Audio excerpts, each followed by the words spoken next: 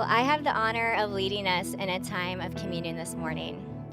That word communion, it comes from a Greek word, koinonia, and it means fellowship and community. It's an ancient practice that Jesus started with some of his closest friends on the night that he was betrayed. Simply put, communion is when we eat the bread and we drink the juice, which symbolize Jesus' body and blood.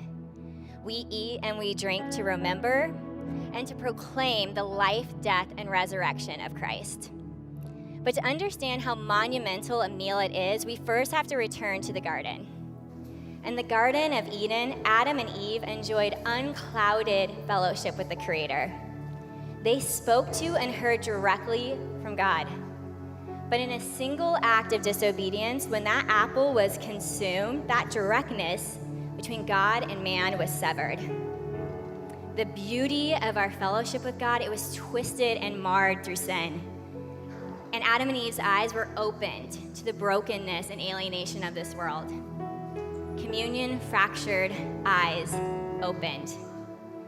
And it's into this reality that Jesus enacts a restoration of our relationship with God.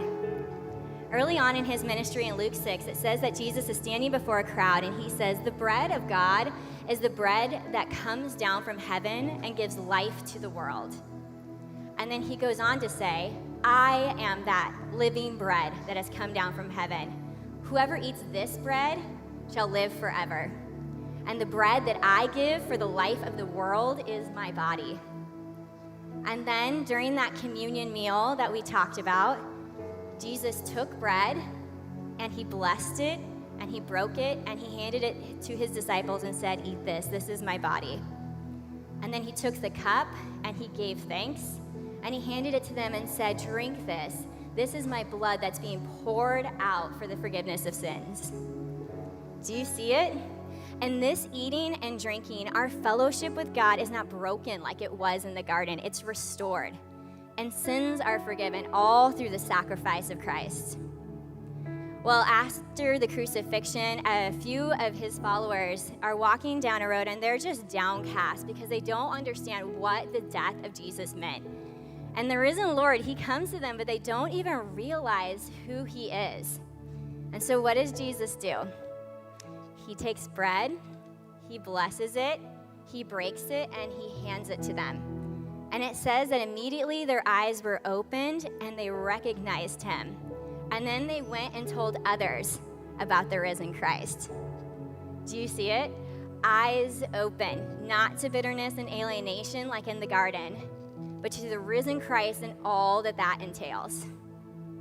As someone who came to faith as an adult, seeing the puzzle pieces of the Old and New Testament come together in this way really helped me to make sense of some of the themes of the Bible, which, at times it was a hard book for me to wrap my arms around. And it helped me also to understand what my role is now as a Christian in this ancient ritual. Because as Paul says in 1 Corinthians, every time we drink from the cup and we eat the bread, we proclaim the death of the Lord until he comes. You see, what the apple robbed us of in the garden, the communion meal restores. And now as Christians, we see and we proclaim. And we come to this table with thankfulness for everything that it represents. Our relationship with God restored and our eyes open to the beauty and the reality of the risen Christ. This table is available for anyone who has placed their faith in Christ. We have tables set up all over the room, in the back and on the sides. All of them have the bread and the juice. The worship team is going to sing a song, and at that time we invite you to stand and head to any of the tables, collect the elements, and then go back to your seat. But then we want you to pray, either by yourself or with someone that you're in community with. But let's turn this into a house of prayer as we proclaim Jesus in this space. Let me pray, though. Well, Jesus, we stand amazed, God, at the sacrifice that you did to bring us into right relationship with God.